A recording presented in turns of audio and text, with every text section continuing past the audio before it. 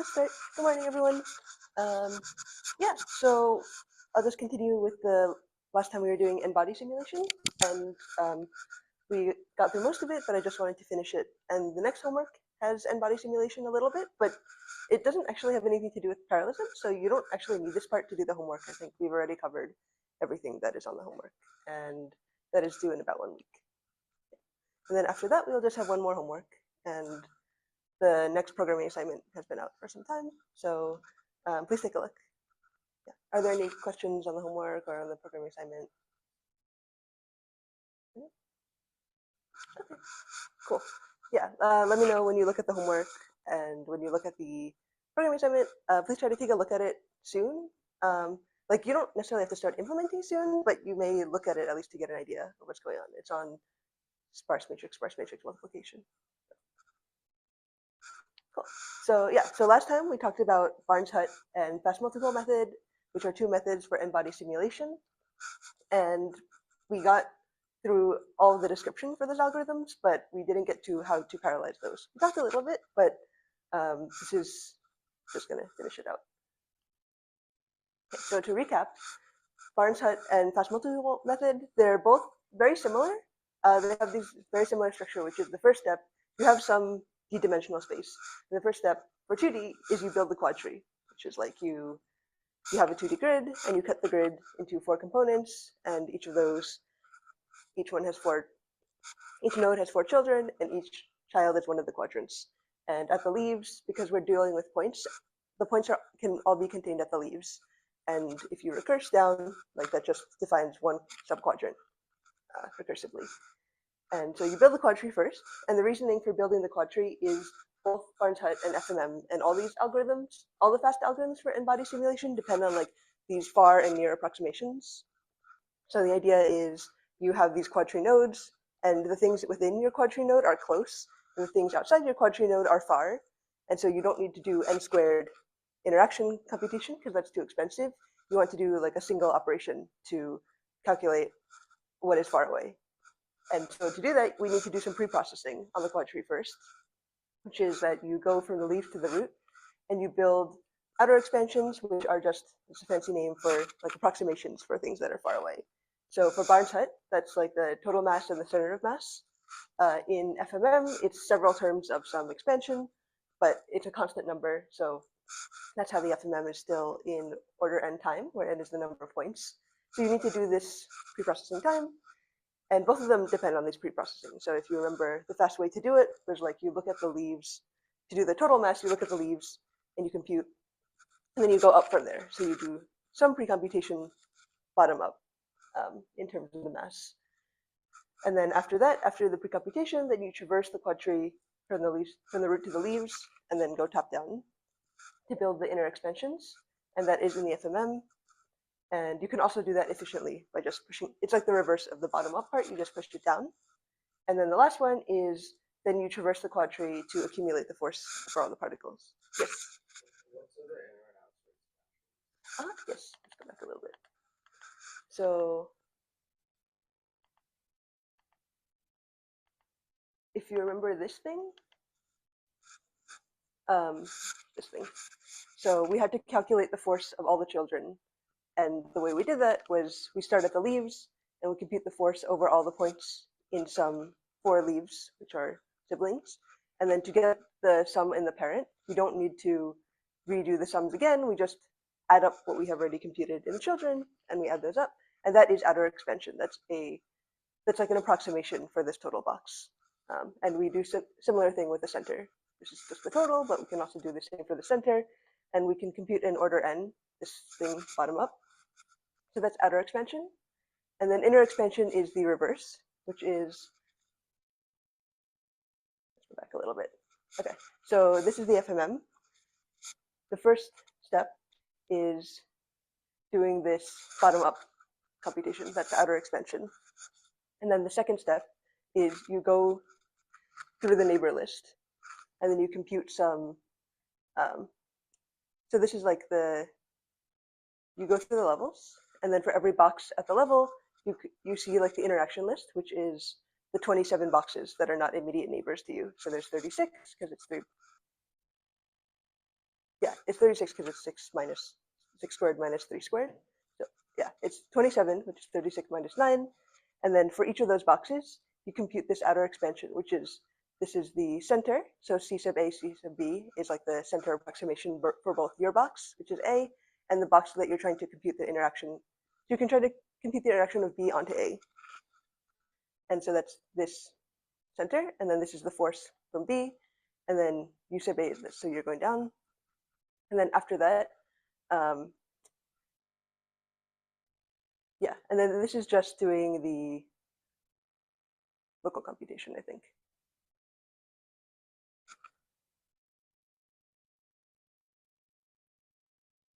Oh no, yes, this is like you need to compute the, for every box, you have to compute the outer. U sub A is the effect of B onto some box A, which is the approximation, and then all sub-boxes of A need to take that, that effect. So that is this. And then this is just, on the last level, you take all the neighbors and you compute this local interaction. So going back to this.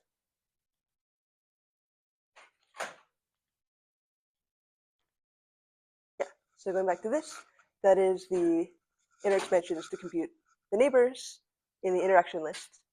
And then finally, you maybe, or maybe not. I guess like in the FMM, the last step is to look at the leaves. And in Barnes Hut, you actually truly have to traverse the quad tree for every particle, because the reason that Barnes Hut is n log n is because you have n particles. Each one you have to look at log n boxes from top to bottom, or order log n boxes. So that's this last step. Does that make sense?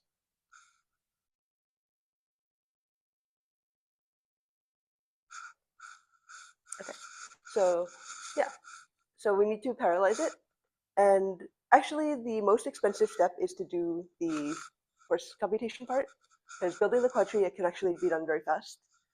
And we had some discussion last time about maybe the particles will move, and then you have to update the quad tree. In practice, usually it's just faster to rebuild the quad tree rather than trying to figure out like which nodes need to take which particles.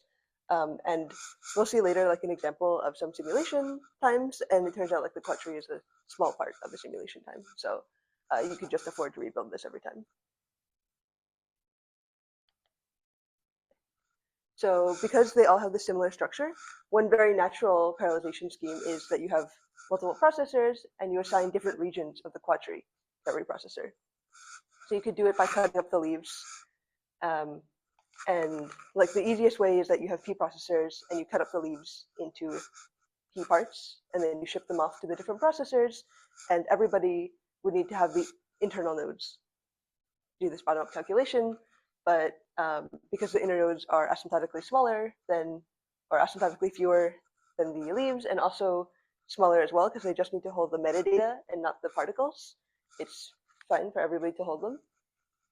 Yeah, so that's this. Each processor holds part of the quad tree, and then all the ancestors as well. And then the top of the tree, you may copy some parts of the top of the tree repeatedly across the processors. And yeah, so they had this paper in 97, and then they said like the quad tree, you cut up the quad tree into subsets, and some parts are repeated across different processors, and the local part for every processor is called this locally essential tree. And after this, all the force calculations can be done in parallel because everybody has the part of the quad tree that they need, and they don't need to do further communication. So in some sense, this is all pre-processing. And then once every processor has the particles and the internal nodes that they need, then they can just do this bottom-up, top-down calculation. So that is a pretty natural parallelization for this. This is another method, which is you have the quad tree, and then this is sort of similar to it. So you have this TD partitioning, and you can split the region just across space. And you try to hope. So one version of this is that you split it across space evenly, and if it's uniformly distributed, then that will just work, and you'll get good load balance because there's approximately even number of particles in every section. If it's not evenly distributed, you can also split according to the particles, And so like some processors may get a larger piece in space, but approximately the same number of particles across different areas.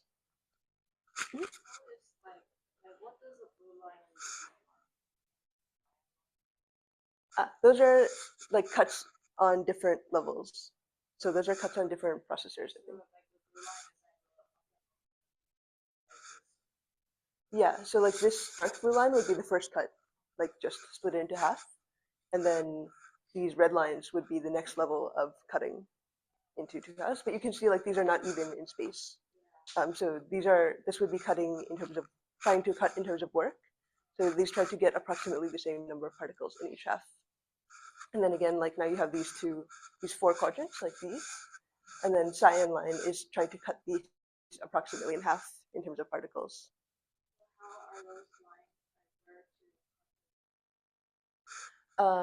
You know how many particles are in each quadrant, and you can sort them by. This is like cutting each dimension at a time. So first it's cutting y, then it's cutting x, then cutting y again. So you can sort them in terms of, for example, here these would all be sorted in terms of x, and then you would cut it.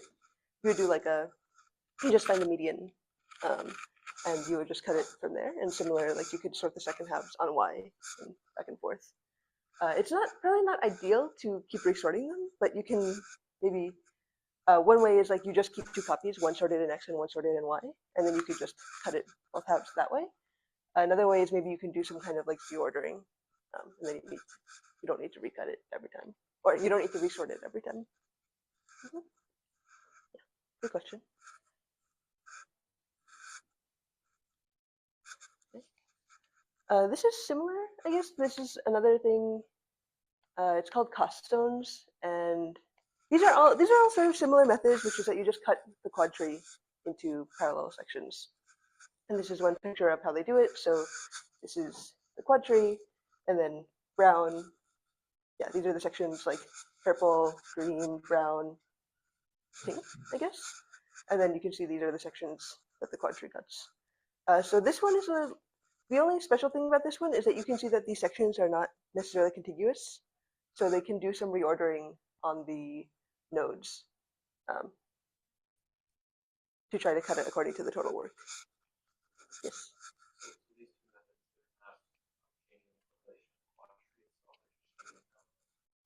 Yes, exactly. Mm-hmm. Yeah, the quad tree is like even in this one, you would still build the quad tree as it is, and like these cuts would just correspond to subtrees in the quad tree. Mm-hmm.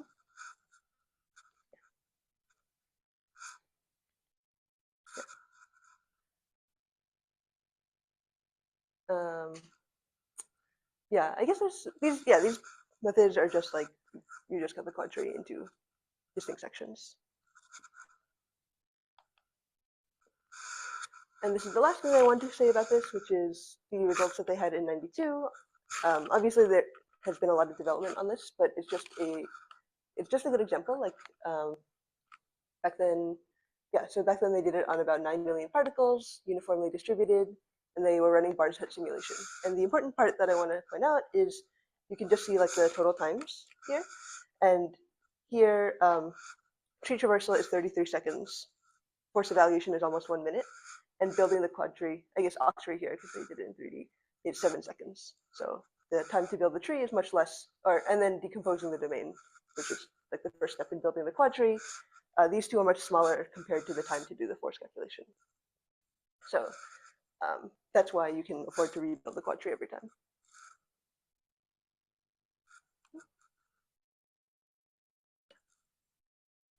So yeah, like obviously there is something interesting. I think the most interesting part about parallelizing this is if you have imbalance, then you need to figure out how to shift the different parts so that you don't get too much load imbalance in the nodes. But in terms of math, like the most interesting part is actually in formulation of Barnes hut or formulation of FMM. And yeah, like to get the best performance, you need to do the parallelization. But already, like these methods cut down from n squared to like n log n or n squared to n. So that's even before you do the parallelization, it's a huge improvement in the runtime. So Any questions? Any last questions for force calculation? Cool.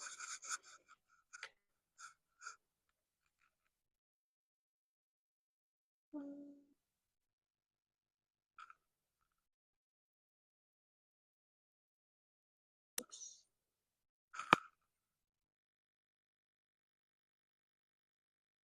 Oh, I probably have to get rid of this. Yes, maybe? Yeah, okay, cool. So next we will talk about programming models and interconnect networks. This is just the next topic in the class. And so the first half is kind of revisiting shared memory models. And the second half is about interconnect networks, which are related to embeddings that we did before. So we're going back to shared memory networks or shared memory models. And we talked about the binary forking model, which is a more recent model in shared memory. And if you remember, the main feature of the binary forking model is that you kind of think of threads as you start with one thread and then the thread can fork into two jobs. And vice versa. And we can continue recursing down like that. So if you have a for loop with n iterations, that will take log n time because you have to do like 2 and then 4 and so on. So that would be log n to do n, assuming that the body of the loop is order 1 work. And if you remember, we had these measures like work and span, where span is the longest path through your computation DAG, and work is just like the total time on one processor. And we still have those notions. And I said, like in the beginning, that binary forking is one model, and there's several models for parallel processing in shared memory. And the only difference is there's several differences. The main one is that this log n thing versus an order 1 thing. So if you have infinitely many processors, there's some question of like, what is the total time to do arbitrarily many iterations? In some models, such as PRAM, which is parallel random access memory model, which is the first shared memory model, it takes order 1 time to do n independent iterations. Binary forking, it takes log n. So that's the only difference, and you can see like the bounds are only log n factor off of each other in shared memory. And then the main second difference is we'll talk about it in a second. In PRAM, there are different levels of power if you want to access the same location. So this order 1 versus order log n thing is if you want to access independent locations, or if you want to do independent like additions or whatever it is, which has nothing to do with the same memory location. Yeah, so the first shared memory model is called parallel random access model. This one is not so popular these days because we'll see their variants, and they come in less realistic flavors. Yeah, but it is a very natural extension of the original serial random access model. So this is how it works. You have some global shared memory, and you have some processors up to, in this illustration, it's up to p-1, but in a theoretical sense, in PRAM, you have infinitely many processors. So the times that you get in PRAM there's like work, which is the original serial time, and then in PRAM, you just have parallel time, which is the time that you would take to execute on infinitely many processors. And that is the same as the span. But they didn't call it span back then. They just called it parallel time. And yeah, so it's like the first model. They came up with it before we had real parallel computers, because as these things go, you have to come up with the theory first to show that it would be useful before you actually build the thing. Like we see it now with quantum computing. Like there's a lot of algorithms, but we don't have actual quantum computers yet that can execute large scale algorithms. But the theory tells us that maybe it would be worth it to build. And it was the same for parallel computing back in like the 70s. So this PRAM model is it's very similar to binary forking. We have infinitely unlimited many processors and unbounded memory of global size. And so PRAM and caching models are somewhat separate, just like the binary forking and the caching models were separate in that we have one level of shared memory. And these models are not counting the time that it takes to access the memory. It costs order 1 work, no matter if you're accessing the memory or not, in order 1 time. And you can also access any memory location in the shared memory in order 1 time. So obviously, this model is not super realistic because in reality, it takes it costs more to access memory than it costs to do the computation. And also, in reality, it does not cost the same to access every location in the memory. But it is a good first approximation for time.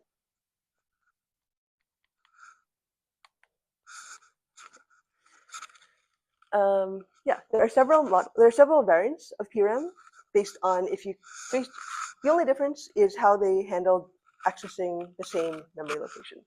So there's 4. One is exclusive read, exclusive write, so EREW. There's concurrent read, exclusive write, CREW, concurrent read, concurrent write, CRCW, and then exclusive read, concurrent write, ERCW. And the meaning of these is exclusive read means that only one processor can read a memory location at a time. So if P processors wanted to read the same memory location, it would take P time rather than. And then in concurrent read, any number of processors can read any shared memory location at the same time. So in concurrent read, P processors wanted to read single memory location, it would take 1 time. That's the only difference. And then same with exclusive write. So exclusive write is if P processors want to write to the same memory location, it would take P time. And then in concurrent write, if P processors want to write to the same memory location, it takes 1 time. So these first 3 are the most popular ones. They're the most popular ones, and they're increasing levels of strength. So like this one is the weakest because it would take P time to do either read or write to the same location. This one it would take P time to write for P processors to write to the same location, but just 1 time for all of them to read. And this is maybe kind of realistic in the sense that it's cheaper to read than write. This CRCW, it's the most powerful one, which is P processors can read and write to the same location in 1 time. And this last one, it's not really used. It's like exclusive read concurrent write, but it's just for completeness. It's like there's 2 options, and there's 2 options for both. There's read and write, and then there's concurrent and exclusive. So there's 4. But it's hard to imagine like a machine where you could write very fast to the same location, but not read from it. So that's just mostly for completeness. And the first 3 are, like I said, they're in order of strength.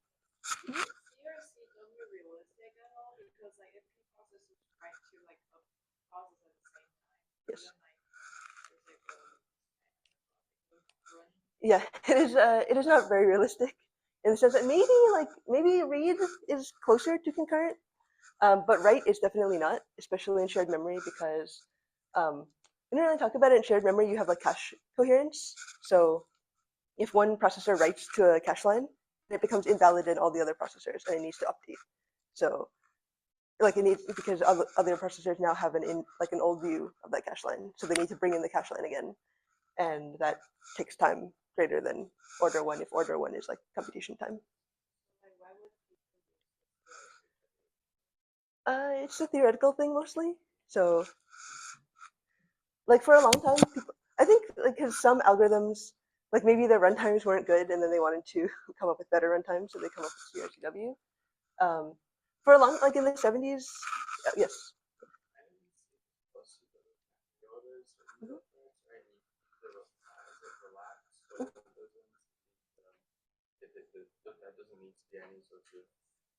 Coherence, like it doesn't need to refresh the cache line after reading the writing on multiple threads. It doesn't need to reload the cache line. Mhm. Is that CRCW? I'm not super familiar with relaxed. Like my understanding was relaxed has to do more with like operation ordering rather than because this cache coherence thing is not at the software level. It's like more of a hardware level. I'm not sure that you can really turn off cache coherence from within a C++ program, for example. But you can affect like instruction reordering, which is in programs. Like you write your lines of code in whatever order, but the code may reorder the reads and writes according to some rules because maybe it's more efficient somehow to pipeline the reads or the writes. But it cannot reorder reads and writes to the same location. Or in parallel, like it's not clear what it means to have an order to the same location, but there is an order defined if you have P threads writing to the same location, determined by like the thread scheduler. And yeah. Anyway, yeah, I'm not sure that let me look into it and get back to you exactly with what it is, but I don't think that it would get rid of cache coherence.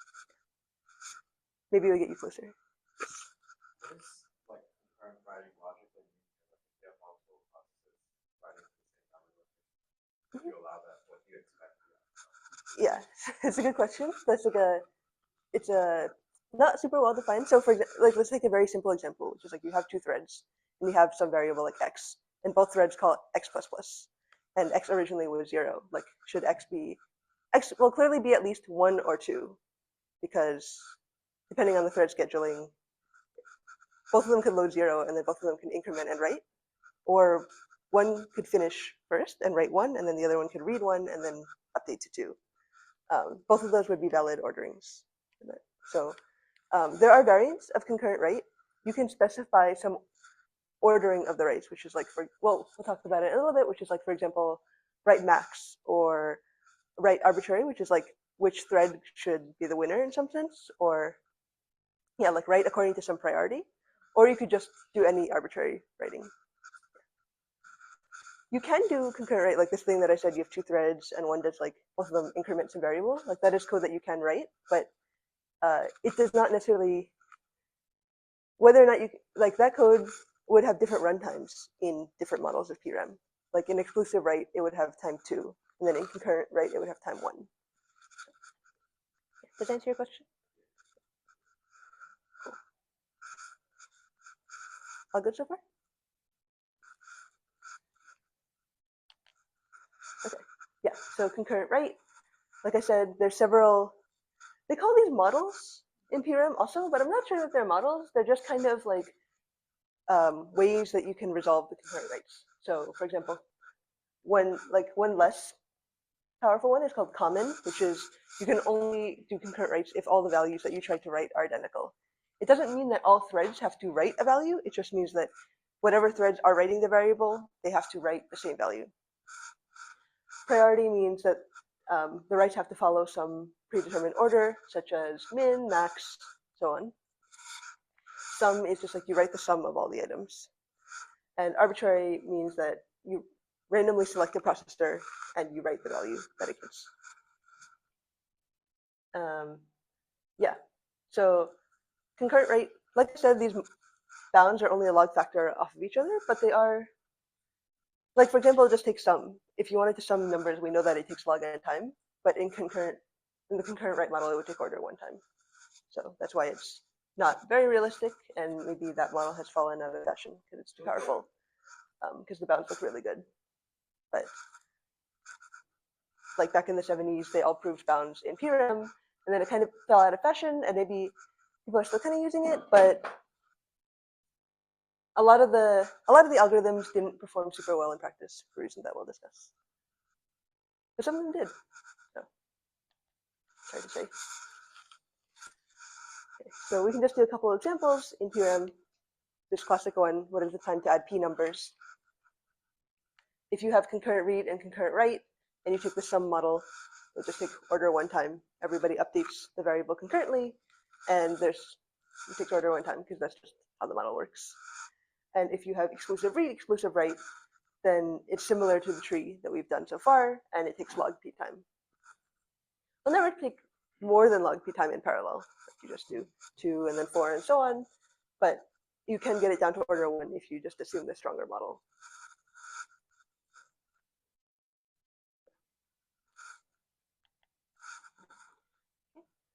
And another example is what is the time to compute logical OR of p booleans?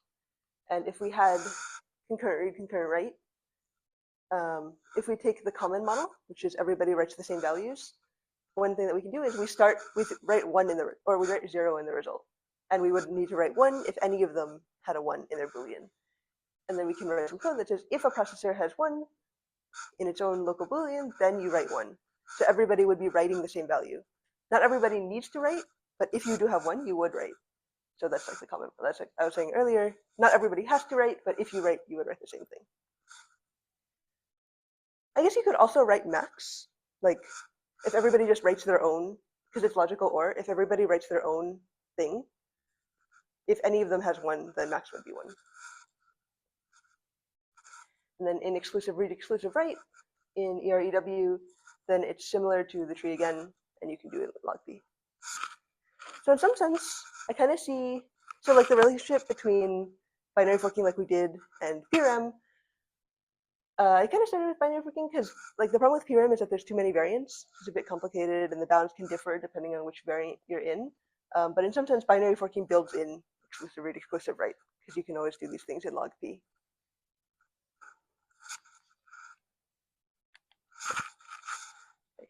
There is some complexity theory for parallel algorithms, which is it's called P, it's like similar to like NP complete or NP hard. It's called P complete or P hard, and it means if you have a polynomial, if you have a polynomial processors or polynomial number of processors, which is like if your input size is n, you have like n squared or n cubed or just n to any constant number of processors, then can you solve the problem in polylog time? I guess in any of the PRAM models. And yeah, it is clear that if you have a problem that is NP hard serially, it is also NP hard in parallel because you only get a polynomial number of processors. So like you can convert, if you had a parallel algorithm, you could just run the entire thing on one processor. And that would only increase your time by a polynomial because you have a polynomial number of processors. Like if you have p processors and your algorithm takes t time on them, the maximum time on one processor would be p times t. So it will not save you in this NP hard case. But this p completeness is a separate notion, and there's some problems that are not NP hard that are p hard. Like for example, depth first search is a natural one because like a lot of it seems like there would be dependencies because you have to go down the tree or down the graph like one by one, and it is not obvious how to parallelize that. So even if you had infinitely or polynomial many processors, you still have this long dependency chain.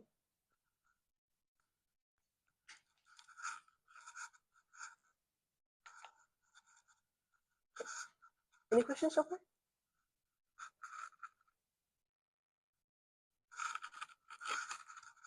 Okay. So next we'll talk a little bit about about like the realisticness of building this PRM computer and why it is actually hard to have a PRM model. And then that kind of like will bring us to interconnect networks, which are this layer between the memory and the processors. So the way this works is that you have some memory locations. Here is just example 3, like word 1, word 2, word 3.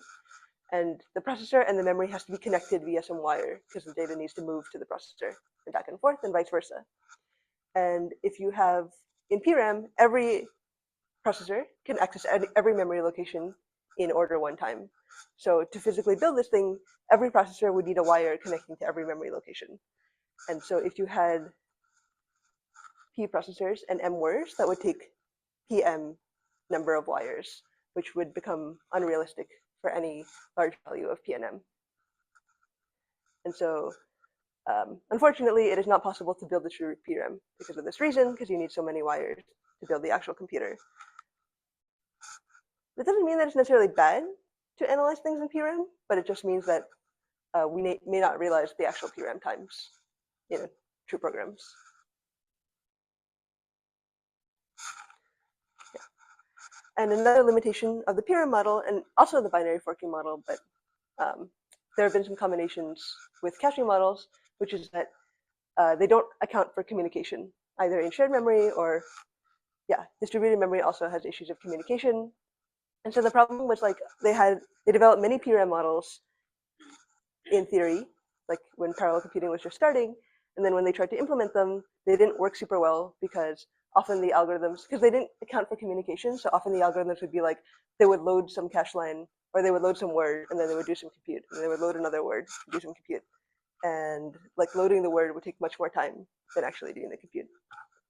So in reality, to make the programs run fast, you have to batch your memory access through cache lines or whatever it is. Yeah, so these models don't account for the memory access time, but in reality, the memory access time is much larger than the computation time. There's sort of a hard point for parallel computing because usually, like often your speed up or your time is bounded by communication time or cache line time, memory access time, even if you have really good parallelism, like if everything is totally independent. you're bottlenecked often by the time that it takes to fetch stuff. But PRAM, in some sense, PRAM and binary forking are still good because they're easy models to work in the sense that like it is easy. It's like easy to design algorithms in PRAM, and it's easy to prove bounds in PRAM. And if you can't come up with a good parallel algorithms in PRAM, it is unlikely that you can come up with a good one if you account for more complicated stuff like communication. It's maybe not like the best approximation, but at least it's a first approximation to tell you that you may have hope of continuing to more complicated design.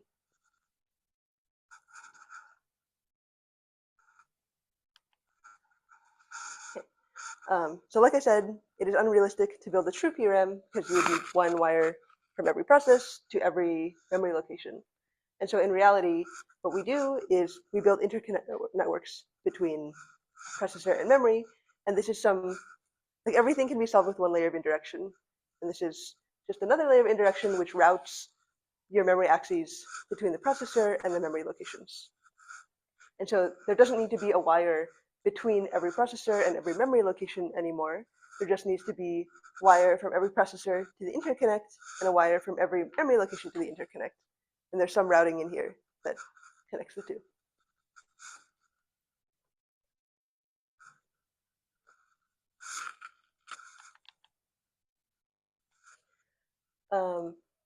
One optimization.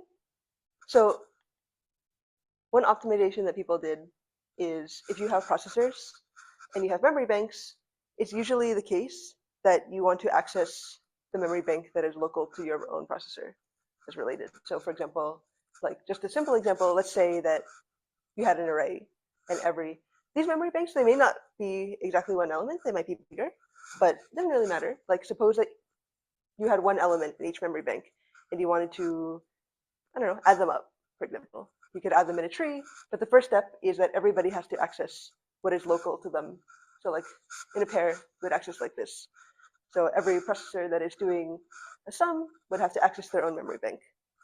And then also the same in the next level of the recursion, like these two and then 2 and 3 would do the sum. Then 3 would need to access its own location and 1 and do the sum as well. So that's a very common pattern, is that you just access your own memory location. And another one, like say you had two arrays, like A and B, and you want to add them up to make an array C, like AI plus BI equals to CI. And that's also a very simple thing, but a thing that is pretty common to do. And then again, that requires accessing your own memory bank. So to take into account this common pattern, people built a direct wire from the process to the memory bank, which can skip the interconnect. And that is fast because you don't need to do this routing.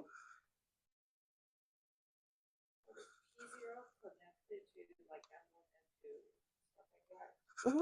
Yeah. So it's also like any processor can access any memory bank, but it may not be the same speed to access any memory bank. Like with this wire, it would be faster for P0 to access M0 than for P0 to access M1, for example. Because to access M1, it has to go through this thing, which has some routing algorithm, potentially. And this is, in terms of memory access, there's something called non-uniform memory access, or NUMA. Like you may have heard of NUMA machines. And this is like a high-level image of what NUMA machines look like, which is that you have some closer memory that is faster to access, some farther away memory that is slower to access. So like on today's multi-cores, you would have like sockets. And sockets are like just groups of processors. And each one of them has some local memory. And they can access the memory related on the other, they can access the memory on the other socket, but it would take longer. And on the flip side, you can build a uniform memory access machine, which is like UMA, just the reverse. And UMA, I think NUMA, these days NUMA is definitely more popular because UMA is like, one good thing about it is that every memory access is the same time. But the bad thing about it is that like, it's not necessarily that every memory access is fast or good. It's just that they are the same. So like if you got rid of these dotted lines, this would become UMA. But like a very common pattern is that you want to access this memory bank. And so it would take you the same time to access this one, so P minus 1, than to access like M0. And so for optimization reasons, people usually prefer NUMA machines nowadays.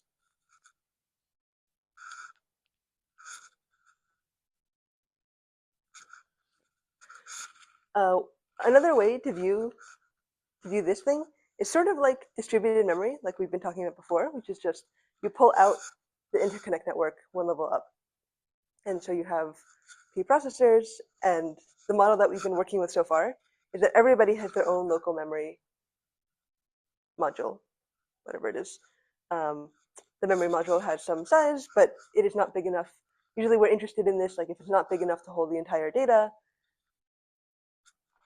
but you can access the data on the other processors just with like send and receive, which we have been doing, or any of the communication primitives, and that would have to go through the interconnect.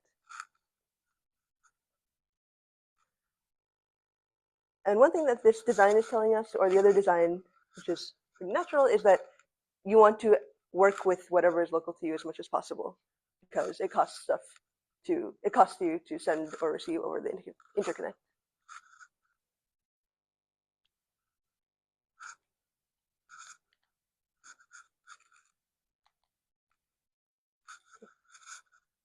Does that make sense so far?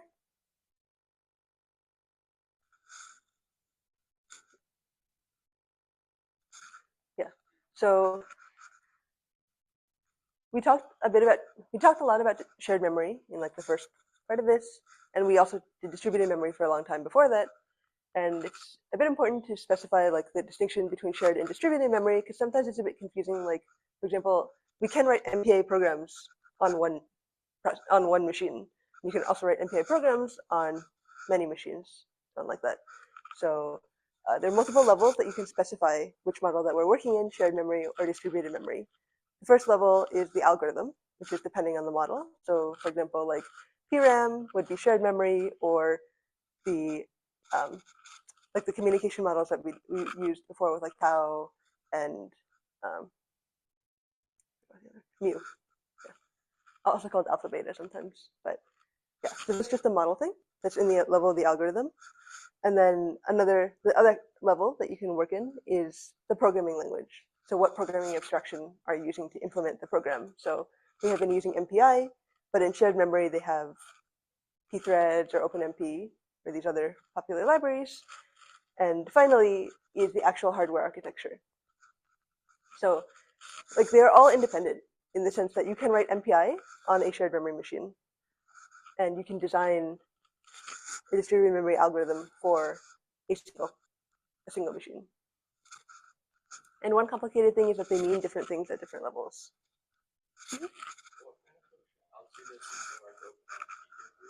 OpenMP gives you threading functionality. So it's like in a single machine, there are multiple threads. And OpenMP allows you to write, for example, like in the pseudocode that we've been doing, like parallel 4, you can write that. It's a little different syntax, but you could write like parallel 4, native 4. Probably. I don't know. I've never actually tried that one. I haven't seen it used a lot in research papers, which leads me to think maybe it's a bit slow, but I'm not sure. Because people, like, I think these days, probably OpenMP is the most popular threading library. And if you're a bit more old fashioned, it's probably like pthreads.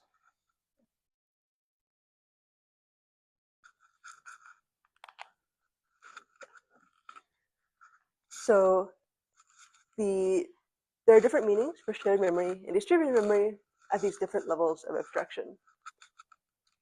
And in the algorithm level, for shared memory, it means that we have order, from a theoretical standpoint, it means that it takes order one time to access any memory location, like we had in PRAM.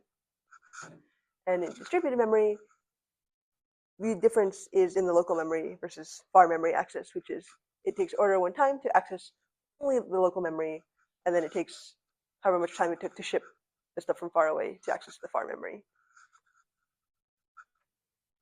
And then from a programming perspective, both of them have to, yeah, so this has to do with memory, which is if you have let's say you have P processors and each one has memory size M, then in shared memory you have some global address space 0 up to big M minus 1, where M is the total number of memory words that we have. And in distributed memory, you can specify memory like a tuple, 0.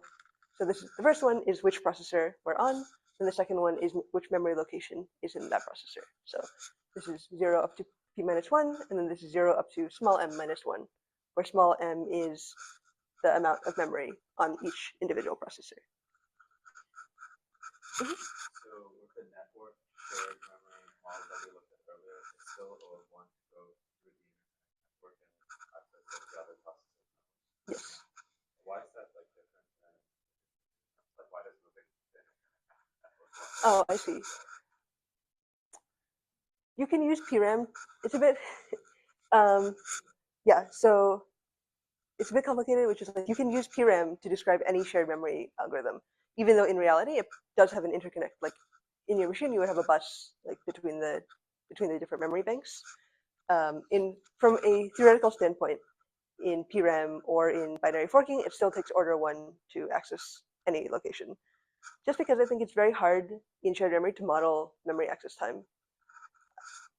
Even the most popular abstraction we have, which is like the caching models that we did earlier, that's also not perfect because like it's better because we have cache line, we have some notion of cache line access, but still in reality, like closer cache lines are faster than farther cache lines, and so there's some trade-off between like how easy the abstraction is to use and how realistic it is. Yeah. The interconnect, yeah. So just to recap, in theoretical models, these are both theoretical models, which is like it takes order 1 time, even though like there's these layers, and the reality of having an interconnect is somewhat disconnected from how much time it takes you in the theoretical model. The reason that I brought up the interconnect is just kind of like to pull this relationship between shared memory and distributed memory.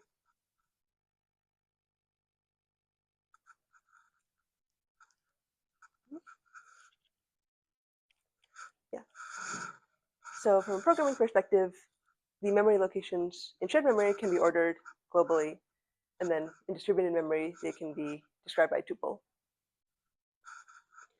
And you can, so from a programming perspective, you can support whatever abstraction you want on top of whatever thing you actually have.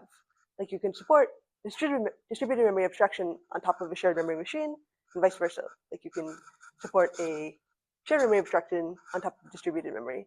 And the only thing that you have to do from a logical standpoint is convert the memory locations. Obviously, in reality, there's probably more that needs to be done, but from a theoretical perspective, and just from a way to think about it, you can convert this tuple into this and back and forth. It's just like mod calculation, more or less.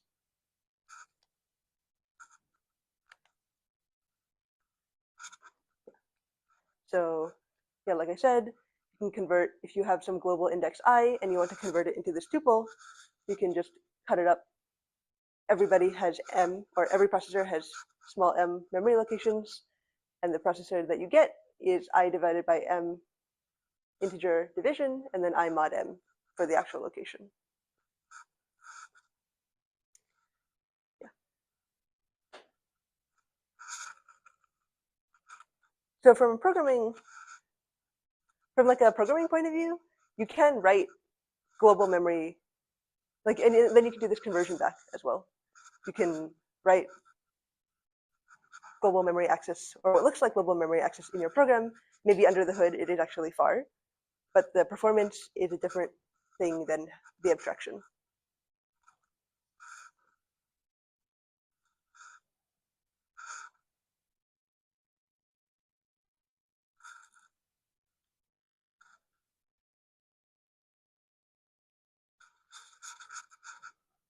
Yeah. So this is just another simple example to kind of illustrate the difference between these memory models.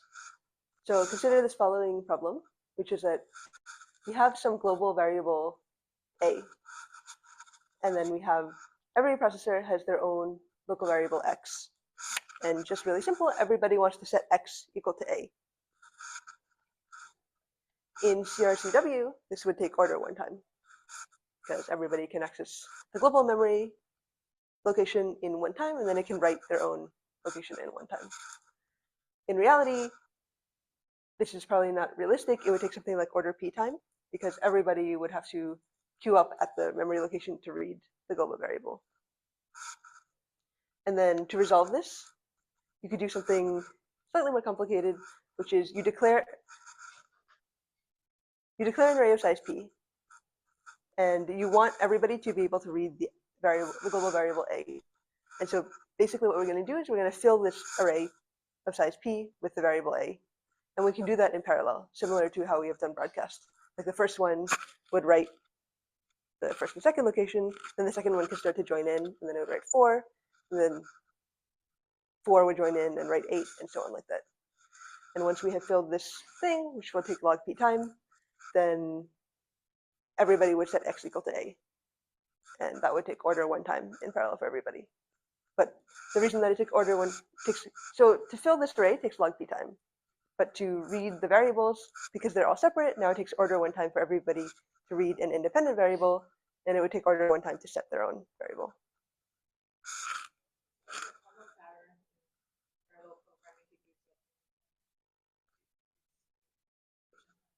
Yeah.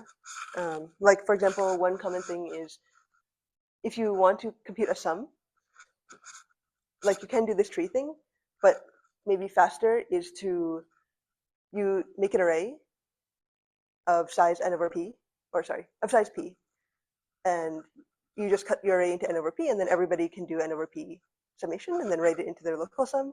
But the problem with that is that problem is that some things can share a cache line, even though they're not actually related at all. They're just on the same cache line, so you'll get some contention on the cache line. And so better is to write every local sum into one separate cache line. So you add padding. And then now all of them would be independent, and you wouldn't get any sharing effects. And so that's another example where you trade memory for speed. But that's pretty small because usually p is much smaller than n. So you can afford to take like p times cache line size.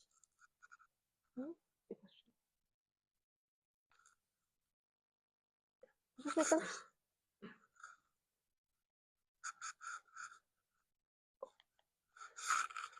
Yeah, so the rest of this is going to be about what is the interconnect network, or what are the options for interconnect network.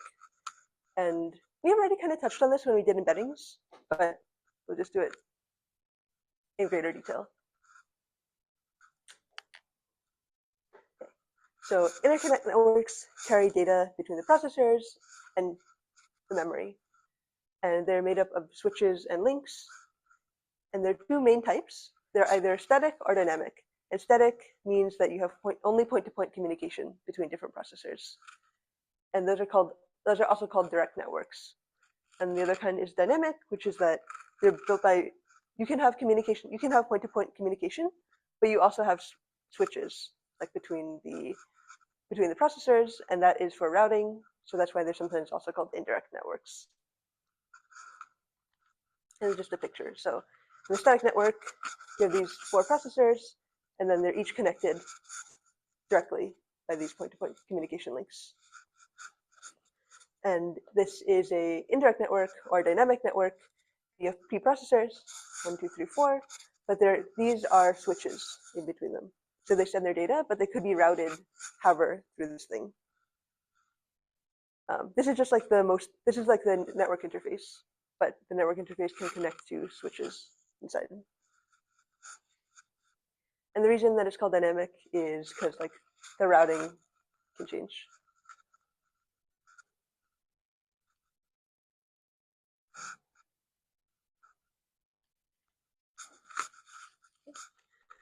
And so we have these measures already for networks, but we can recap them. The first is distance, which is just the number of links between any 2 processors. Second one is the diameter, which is the largest distance between any pair of processors. So you take every pair of processors in your network, you can compute their distance, and then you take the max over all of them, and that is the diameter. And bisection width is the minimum number of wires that need to cut the network into p over 2 processors each. So ideally, you want diameter to be lower, and you want bisection width to be higher. because diameter is somehow like the worst. Diameter is like the worst case path that any two processors has to be. So, and then your time is usually like if you have multiple pairs communicating, then the total time would be bounded by the longest path between any two of them. So you want the worst case to be as small as possible. And then for bisection width, you want bisection width to be something like p. And the reason for this is that like one common pattern is like you have two halves of processors and they need to communicate with each other. Like for example, sorting. Like let's just take quick sort. You take your two halves of processors and you need to cut the pivot and you shuffle the data around. So if you only had one link between those two halves, then there would be a lot of congestion across that one link to do this permutation. So that's why you need higher bisection width, because then more data, like you wouldn't get congestion across the one link, you would send it across multiple. And you can parallelize like the partition, for example.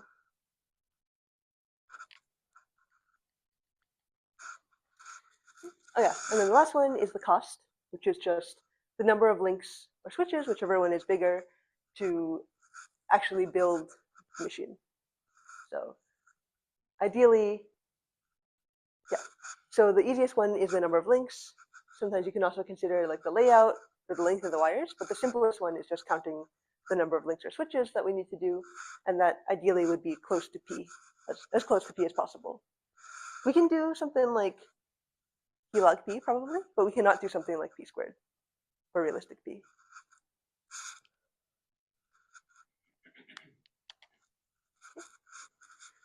So the most, in some sense, the ideal network would be a completely connected network in terms of a lot of the performance measures. The diameter is 1 because every processor is connected to each other, so the distance between everybody and everybody is 1, so the diameter is the max, and that would also be 1. And also the bisection width is really good because it would take something like, it would take p squared over 4, which is theta p squared, to cut this thing in half, because there are p squared links going across any half, which is ideal. And then, however, the issue is in the cost. The number of links per node would be p minus 1, which is also an issue because when you build this thing, if you wanted to add, if you think of this number of links per node in terms of like ports, for example, in your machine, this ideally needs to be fixed because when you buy the machine, like it has a fixed number of ports. The ports cannot change. And if you want to add more nodes to your network, this is not going to work for arbitrary p because eventually you're going to run out of ports. And it's related to the cost, which is the number of links is p squared, which is also unrealistic because p squared grows super fast. So the measures like diameter and bisection width are as good as they can be, and the cost is as bad as it can be. So this is one extreme.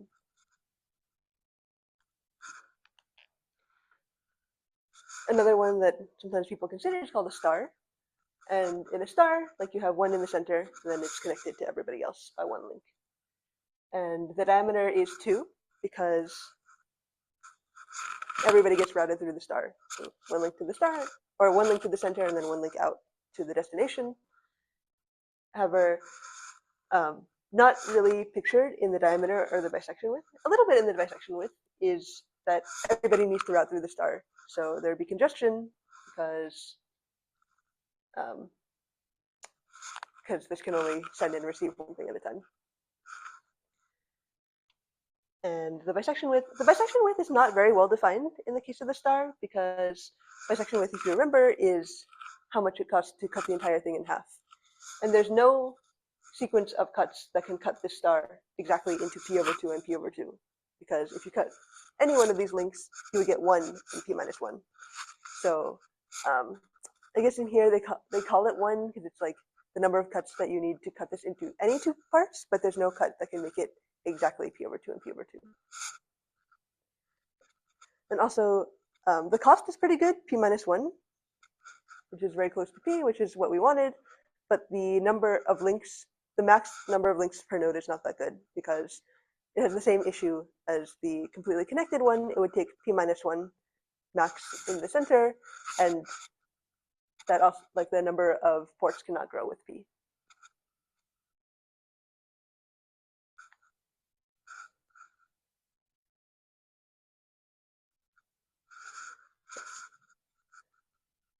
Does that make sense so far? This is like similar to what we had talked about before, but maybe with slightly different measures. We also have this tree, which is another classic topology, and the distance between any two nodes is at most log p. Like any two leaves, at worst you have to go all the way up and then all the way down, and the height is log p. One thing in topologies is that links higher up sometimes or potentially have more traffic than those at the lower levels.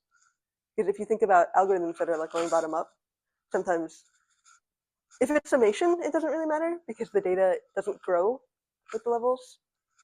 But if it's, for example, I don't know, any number of other algorithms, like not just reduction, but like things where the data is fixed per node and then grows asymptotically as you go up, then having one link at each of these edges is not necessarily the ideal strategy because like there would be more congestion higher up. Oh, and yeah, you can lay them out in 2D. That's also a nice property. Because when you actually have to build these things, you ideally don't want any crossings because like you have to lay the physical wires in 3D space. And the more complicated it is, maybe the harder it is to actually physically build your network. So if you can lay it out in 2D, that's definitely fine.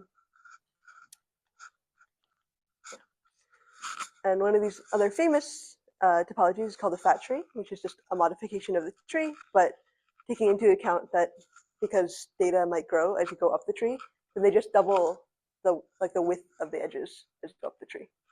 So like at the bottom level, these are sides with one, and this is just you add more links between the nodes. So this would like this is one link, this is two links, this is four links. And some examples, actually, until very recently they had been building fat trees. So one older one is the connection machine CM5, and Summit and Sierra are like pretty recent supercomputers until maybe like 2018 or 2019 or something. Those were the fastest on the top 500, which is like a measure for how fast supercomputers can do dense linear algebra. So yeah, this is still a pretty popular thing. And I know they use this a lot in network routing as well.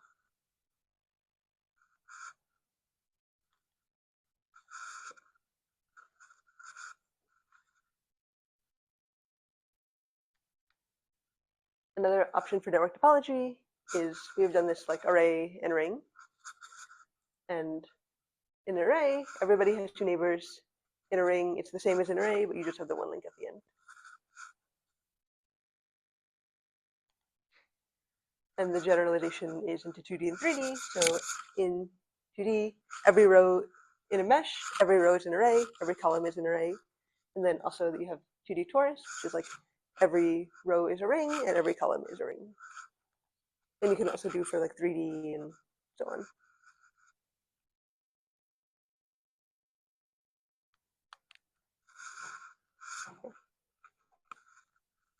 Questions so far? Yeah, so this is just summarizing what we have done so far, which is we have a bunch of networks and we have these different measures. So completely connected is like the best case. The diameter is, lower diameter is good, higher bisection width is good, and then you want to have lower links per node, and you also want to have lower cost. In completely connected, the diameter and the bisection width are as good as they can get, but the cost is as bad as it can get. And then the other extreme is array, which is the diameter is as bad as it can get, which is p, or similar to p, and the cost is as good as it can get, which is like p. And the bisection width is also as bad as it can get, it's 1. So that's just because like if you have an array, you cut one edge in the middle, and then now you have two p/2 sections, and the max links per node is 2 because everybody has two neighbors, except for the last ones. And the torus is the same, pretty much the same, except the diameter is p/2 because you can either go to the left or the right, and the bisection width is 2. Sometimes it's like you should always maybe build a torus rather than an array because with just one more link, you can You can improve this by 2x, and you can improve this by 2x. In a binary tree, the diameter is something, it's like order log p. Bisection width is 1.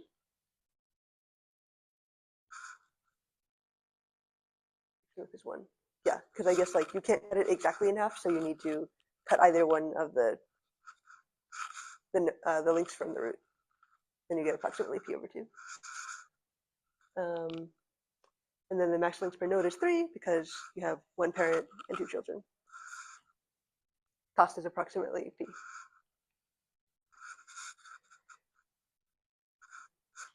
p.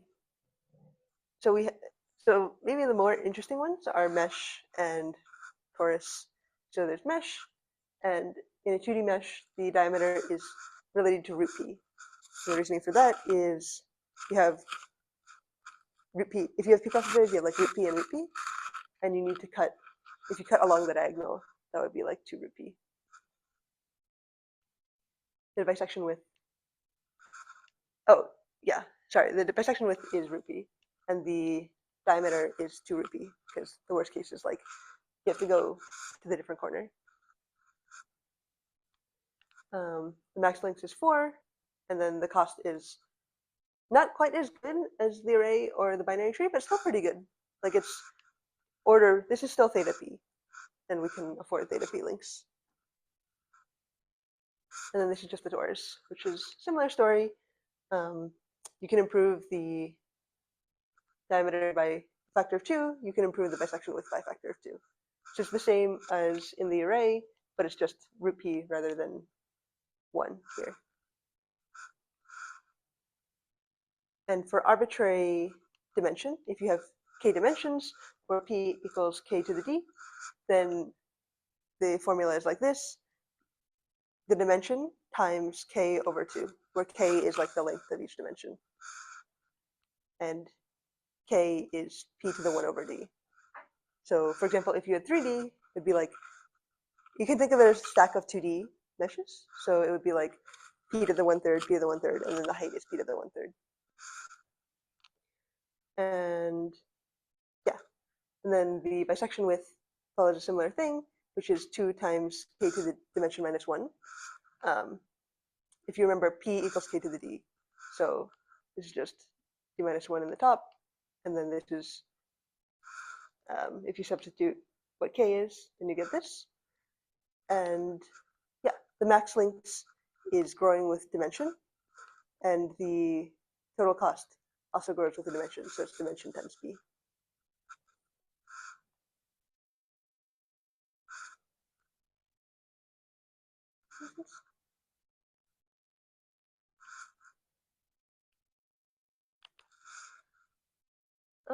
Maybe I want to stop here for today because this is going to move on to a new topic.